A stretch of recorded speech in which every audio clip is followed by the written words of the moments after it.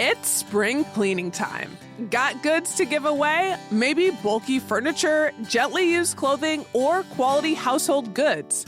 Call St. Vinny's at 608-278-2920, extension 1, to schedule your free home pickup today. Staff are quick, reliable, and efficient, and they'll pick up goods anywhere across Dane County. Take a load off. Call St. Vinny's today. It's easy to sit back and look for good things in the world, but what if we could be the good? Goodman Community Center has been a force for good for over 70 years. Now Goodman wants to challenge you to be the good.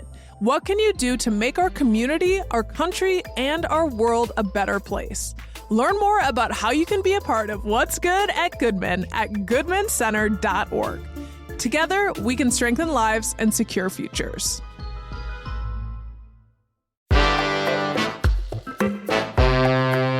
Today on CityCast Madison. Does this warmer weather have you itching to get out and stretch your legs? Maybe even, dare I say, run? Madison has an abundance of gorgeous running trails and paths, and next Saturday, our city will host the infamous Crazy Legs Classic, where thousands of runners and walkers take on the town. If you're thinking of lacing up your shoes for any races or recreation, we invited on local runner and board member of Move and Shoes Running Club, Paul Miller, to get you ready for the season. Paul's got tips for runners of all experiences and a list of Madison's best running routes. It's Wednesday, April 16th. I'm Bianca Martin, and here's what Madison's talking about.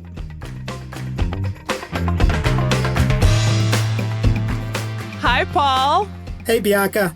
Welcome to CityCast Madison. Thanks for joining us today. Super excited to be here. Yeah, so the warmer weather is officially here. Folks are out and about. Please. Yes. You're smiling, feeling fresh. Cyclists are cycling, hikers are hiking, and runners are running. And of course, some people are real baddies and they go all year round. But for those that want to get out when it's nice out, it's here. And we want to talk about Madison's running scene. Yes. And first, I want to get your take before we get too deep. Is Madison a runner's city? My gosh, I've lived all over the United States, and this is my favorite place I've ever lived. I've been a lifetime athlete, and this town is filled with athletes. And when I consider someone an athlete, that's anybody that's out and moving. Such an active city. Love it here with all of the bike paths and the trails, the parks. It's a pretty incredible place to live. That makes me so happy to hear that you've been all over the place and this is your absolute favorite. Absolute favorite. Yeah. Well, so the annual Crazy Legs race is coming up later this month. And Paul, I hear that you're no stranger to races. Can you tell us a little bit about your journey with running and how you got started out? Yeah, absolutely. I'm probably started like a number of people.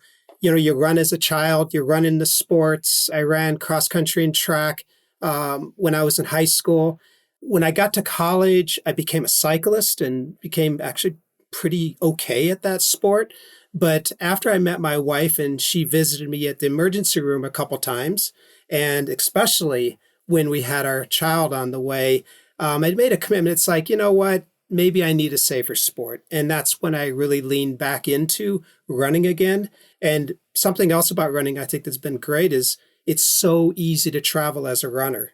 Just put your shoes in the bag. And so, I've had the opportunity traveling the world, taking my shoes with me. And what a great way to get the lowdown on an area is just do a morning run. You've been an athlete your whole life. Cycling sounded like it was your sport, but it sounds like running is really your thing now. But you maybe have that beginner's mind because you got to transition to that. Can we talk about beginners and dig in there for folks who want to start running? What's the first step? I love that. And what's interesting is if you've run enough and you've run long enough, you get injured. And the smartest thing you do is you take the time off. And when you come back, you treat your body as if you're a beginner. And so when I think about what does it mean to be, a beginner in running, it's first, get a good pair of shoes. And strongly advise, don't buy something just because it's a great price. go to a running store, talk to an expert. Our running club, Moving Shoes Running Club, is connected to Moving Shoes, the store on Park Street. Go to that store, go to, Fleet Feet, go to a place where the experts can help you get into the right pair of shoes if you're a walker or if you're a runner and getting started. That's just number one. I love that as someone who maybe like 4 months ago bought a pair of beautiful looking running shoes on Facebook Marketplace. And then it's like, these are brand new. I wonder why she's selling them. They're exactly my sunset colors. I feel so alive holding them. And then I got them home and I was like, oh, they're boxy and very weird. They are not for me. Not for you. And we're individuals. We're all individuals. And you have to get what's right for you. And that's why, lean into that one purchase with an expert and take care of that. Something else to think about as a beginning runner is set a comfortable pace. I mean, think about when you're 6 years old and you're running and you're just all out and you're just loving life. As you get older, that's probably not realistic that's your first re-entry into running. Right. Set a comfortable pace. Think like 90% of that run should be easy. And I think it's so important. You also, set some achievable running goals. And there is nothing wrong with run, walk. Even so simple as I'm going to run for a minute. I'm going to walk for a minute. Take it easy, ease into it. If you're serious about it, let your body ease into the entire process. Because what you want to do is you want to hopefully turn this into a lifelong passion. Paul, I'm glad you said that. I had 2 different Madison runners recommend to me the app Couch to 5K. Yes. And it actually, it worked for me for a number of reasons because it does just that, where it's like, it recommends you run for like 30 seconds, like jog for 30 seconds, walk. Yes. And at least for me, that first part when you maybe have not built up endurance, where you get winded so fast, you're like, wait, what happened? I'm just on the same block, is like devastating. It's like this feeling of crushing defeat. Like, oh my gosh, this must not be for me. Do you have any recommendation for folks who like are there and like not, oh my God, I'm not easy breezy running yet? Yeah. And I think that's important. And I mentioned achievable, right? And you're talking about from that couch to 5K. And even if it's like going for just getting your body moving for 30 seconds and then settling into a walk and then doing it again, those types of things will build that confidence because your body is saying, what are you doing to me? What? And you possibly can go into a panic and you're going to be heavy breathing. You have to get used to this is now the new normal and ease into it. And by the way, our running club, we will be doing a Couch to 5K as runners prepare for the Gospel 5K this coming summer. And so that may be an entry too, because maybe you don't want to do this journey alone and do it with a group. That's a really good call. And I'm going to ask you about the groups in a second, but I do want to ask, I noticed, and I can see this because I'm talking to you, but do you have on an Oura ring, like one of these rings that track your steps? I do not. This is just my wedding ring. It's a beautiful wedding ring. Okay. But I do wear a Garmin watch and I do track my heart rate because, something else, and this is important too, tips for new runners. Prioritize recovery, sleep, nutrition, taking care of your body. And why it's so important for me to track my heart rate is I know when I'm stressed, and maybe that's the day to take the day off or to ease off, or maybe I'm getting sick. And so I could see where, people wear these devices to help them see what's going on with their body. That's why it's important for me to track my heart rate, while I am doing my activities. So I do believe that is also important. I don't think that's necessarily your needed first steps, not like the shoes, but maybe that's something you can lean into over time. Okay, so I want to talk about places to run. So we've got our stuff. Can we talk about Madison's best routes for running? Like starting with some of your favorite shorter runs. Oh, absolutely. And there's probably going to be something common about most of the places I love to run in Madison. And it's going to involve the water. I mean, we have Lake Wingra. we have Monona, we have Mendota, right in the middle of town. And so maybe that's one of the reasons why I just love running in Madison, because there's something calm about having that water right there. And so when I think about short runs that really inspire me, like if you start at the Student Union on Lake Mendota and you take the walking path and you walk and run that along Lake Mendota, it is gorgeous. It's the Lakeshore Nature Preserve. Oh my gosh. And then if you have the energy, go out to Picnic Point, which is just this beautiful spit of land that goes out into Lake Mendota. I've heard a number of runners saying, I haven't gotten out to Picnic Point yet this year. It's like one of those destinations that people look forward to doing because it's such just a beautiful thing that exists right here in town. It's my favorite spot. Isn't it? Isn't it incredible? Yeah.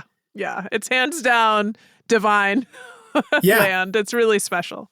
You know, I think of another, like one of my favorite places, just iconic, is if you're thinking about Lake Monona and if you know where Olin Park is, and the bike path that goes from Olin Park as you're running toward the city or walking toward the city, and it opens up in front of you and you can see the Capitol, and you just take that all the way to Monona Terrace. It's just a couple miles, and it is probably one of the most beautiful entries into any city I've ever seen, and especially if you do it at dusk or at nighttime. Just gorgeous. It's like a movie, kind of.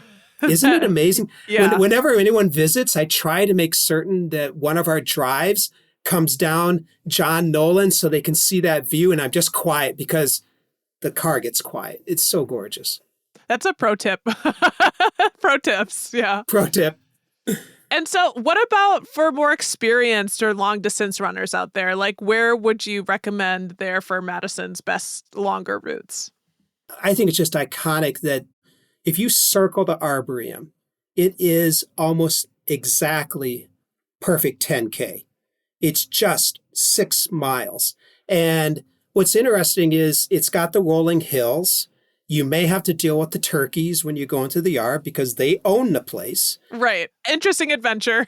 Yeah, and it's a very safe place to run because the cars that are going through the Arboretum, they're like, they understand that the cyclists and the walkers and the runners are there and they take care. And so it's a very safe place to just go for a beautiful run. Something else that people may not know, that every quarter mile on that route, someone has spray painted the quarter mile markers.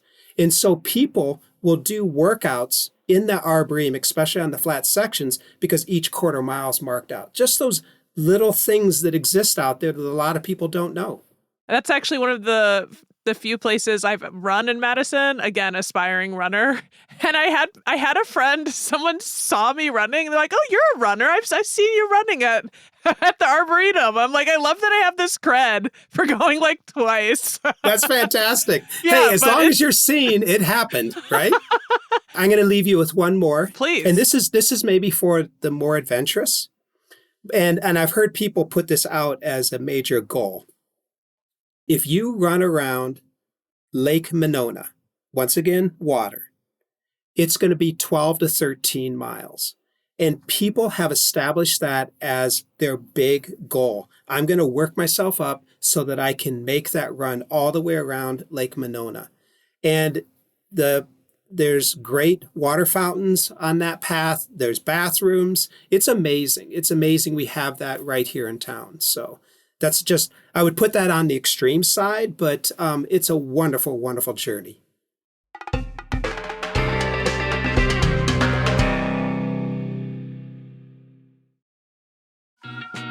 Are you looking for a job at an inclusive workspace? Open Foundation's LGBTQ+ Affirming Career Fair is coming up, and they welcome job seekers looking for just that. They're hosting a free career fair featuring employers committed to diversity, equity, and inclusion. That's on Wednesday, April 23rd from 2 to 6 p.m. at Madison College South Goodman, where you can connect with employers who are actively hiring and value LGBTQ+ inclusion. Here are some of the glowing testimonials from job seekers who attended last year's fair.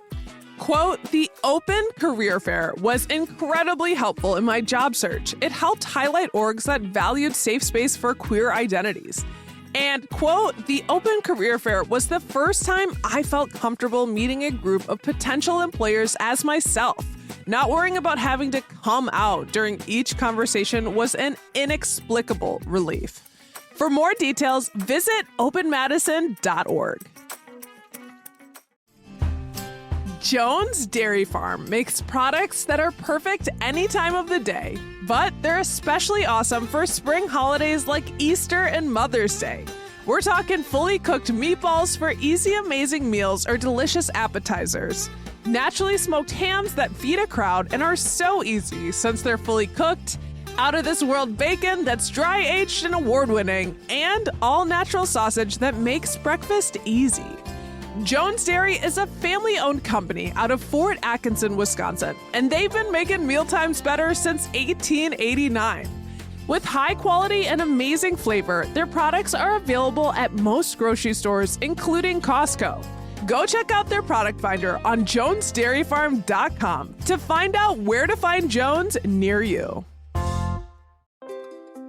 Hi, I'm David Plotz, the CEO of CityCast. We've all set health goals: lose weight, exercise more, eat better. But without a plan, those goals often fade. That may have happened to you. It has definitely happened to me. And that's where Prolon comes in. Prolon's 5-day fasting mimicking diet gives you a science-backed, structured approach to stay on track and see real results. And now Prolon is upping their game with the new next-gen 5-day program, delivering the same science-backed benefits in a cleaner, more convenient, and more flavorful format. Prolon is a plant-based nutrition program featuring soups, snacks, and beverages designed to nourish the body while keeping it in a fasting state, triggering cellular rejuvenation and renewal. Next Gen builds on the original Prolon with 100% organic soups and teas, a richer taste, and ready-to-eat meals. Developed over decades at USC's Longevity Institute and backed by top U.S. medical centers, Prolon has been shown to support biological age reduction, metabolic health, skin appearance, fat loss, and energy. I've been doing the 5-day program, and I feel so much better. I really enjoy the tasty energy bars, the snacks and soups, and the fact that I can enjoy meals, even though the calorie count is super low. The flavors and textures are excellent. An olive oil snack here, broccoli and quinoa soup there, hibiscus tea, a yummy nut bar. It's got the benefits of a 5-day fast, but doesn't have the challenge of doing it with pure liquids. It's a system reset. And also, I know this sounds funny, but it's not. The packaging and directions are fantastic, clear, and well organized and thoughtful. For a limited time, you can be first in line to experience the new Next Gen at special savings. Prolon is offering CityCast listeners 15% off site-wide, plus a $40 bonus gift when you subscribe to their 5-day program. Just visit prolonlife.com/city. That's PROLONLIFE.com/city to claim your 15% discount and your bonus gift. prolonlife.com/city. You know, we're talking about running in the Arboretum and, cars being mindful. And, when we're thinking about safety and running, are there any sort of quote unquote unspoken rules of running, like things that people should be keeping in mind when they are running on the streets? Absolutely. And thanks for asking that question. Safety is such a huge thing that we talk about quite a bit with the club. If you're running on a road with automobiles, and that's exactly what we're talking about here when you go the 3 miles through the Arboretum, you should be running on the left side of the road or walking on the left side of the road. You should be facing oncoming traffic. That is by far the best way to handle it whenever you are on a road with vehicles. Now, I want to caution you that changes when you're on a bike path.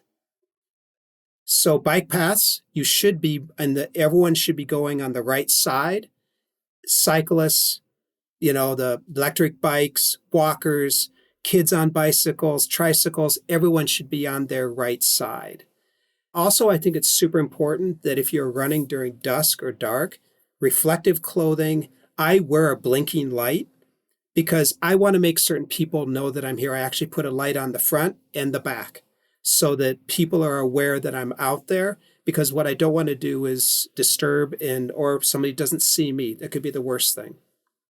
Yeah, tragedy can strike in those situations for sure. That's really smart. And I don't know if, I've ever really thought about that in terms of the bike path turning back to the right side. So I'm glad, again, another fantastic Yeah, note. all traffic on the right side, and stay to the far right as you possibly can so that people can safely pass you. So all the spots you mentioned are amazing. And we know how to be safe out there now. Some of those good recommendations. But of course, it can still be intimidating to check out a new spot. Thankfully, as you mentioned, you're part of a running club, right? And so you don't have to go alone. Could you talk, as a board member of the club yourself, about what you think the value is of joining one of these organizations?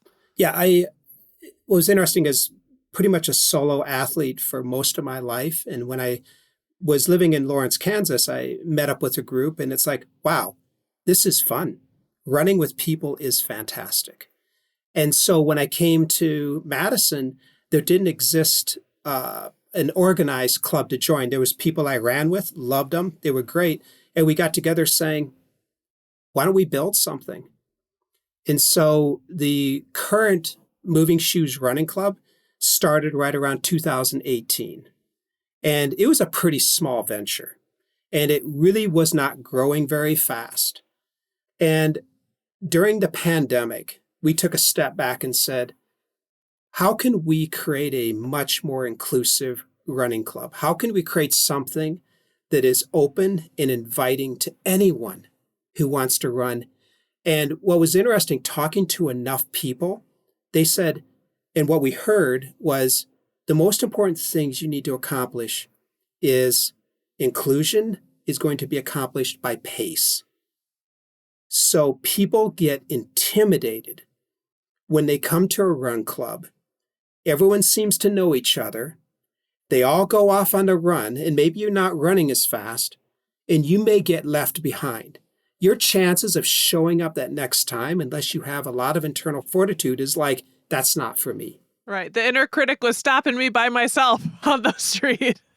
Being amongst a group and being left behind, that's another layer of disappointment to yourself. It shouldn't be, but it can feel that way. Without a doubt. And so what we've done, we hold 6 runs a week, every single week. Oh, wow. Yeah, it's a volunteer club, so this is all volunteer work. We hold 6 runs a week, but our big marquee run is Sunday mornings at 8 a.m., and it leaves from the Moving Shoe store, which they are such great partners. And so if you were to show up 8 a.m. on a Sunday morning, and we are one of those groups, we run when it's 10 degrees out and the wind is 20 miles per hour. We are those You're people. Sturdy. We're Midwesterners, right? Yeah, that was what I was going to say. And then I said sturdy for some reason. I'm like, maybe that's not the right word. I love it, though. I love it. Yeah. So if you were to show up, hopefully we'll greet you, but we'll oftentimes have 70 to 100 people showing up. So that's a lot of people. But we break into pace groups. So we have some kids who are just out of college or they're into their continuing to race competitively into their 30s and 40s and 50s. So we'll start at a 7-minute pace group. But we also have down to a 12-minute pace group. And so you can get with people who are going to be running the pace that you feel comfortable with. Plus, we have multiple distances on every Sunday, roughly like a 3-mile group, a distance, a 6 or 7 mile distance, and then a 13 and 14 mile distance. And the routes are set up so that people can keep going and others can come back to the shop. And you want to know the best part? Afterward, free coffee. That's a perk. It's not bad. It's not bad. Perk up. I'm not going to say that it's going to be the highest quality. No, just kidding. Yeah. But it's good when it's warm and if it's possibly cold in the morning. And the conversation's great and you want to continue it from your run. And what we're trying to do is build community by creating these pace groups, by inviting people to come along, to share their stories and come back and to enjoy it as a group. And what's nice is you have these intermingling of different paces that maybe would have never happened in a normal run club because those people wouldn't have a chance to have those conversations, to make those connections. And it also sounds like, going back to your point about easing in and kind of checking in with your own health and your own status, how you're feeling that day. If you're a 7-minuter and you want to do a 12-minute, you have that option, And if you're more of a 12-minute and you're working towards being a 7-minute, you have something to look forward to or someone to join or like people to get pointers from. Isn't that wild? And we see that all the time. Somebody who's been running in the 10-minute group for a very long time, they'll jump up into the 9-minute group and it's like, hey, welcome. Hey there. Yeah. Right. And it's just, just to feel those things out. And I think that's pretty special. It sounds very encouraging, and so many people we talked to on the show, and we also did like a New Year's resolutions for Madison. Like, what do people want? People want community. People want to be in community with one another. It sounds like this is, you had been a very individual athlete, and now you found this whole new realm that's enriched your experience. It's incredible. Can I talk about a couple other runs we do that I think are very special? Sure. Twice a month, we hold a queer run. And what I love is each of these runs essentially gets established by a member of the club who says, I would love to do this. And so twice a month, we have a queer run. Queer like LGBTQ plus? Yeah, you are correct. And then every Saturday, we have a trail run.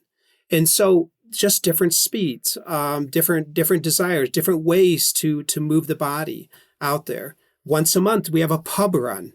And that one is really well attended, So That's very Wisconsin.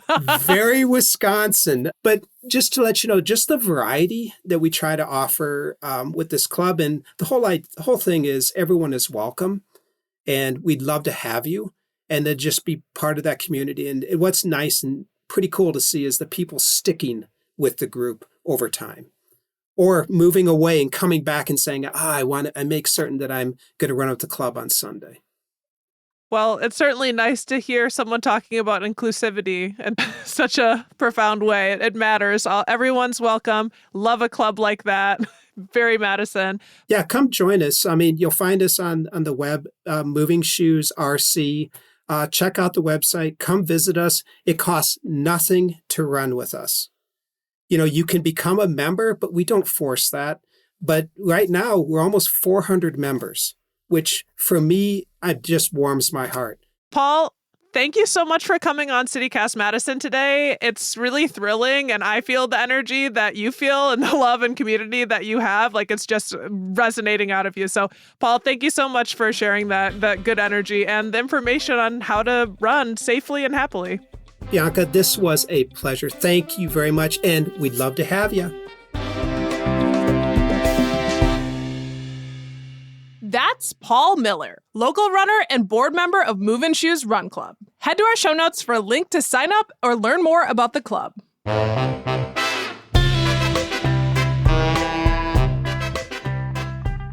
That's all for today, here on CityCast Madison. I'm Bianca Martin, your host. If you enjoyed the show, why not share this episode with that one friend who tells you that they're going to start their running era. We'll be back tomorrow morning with more stories from around the city. Until then, be well.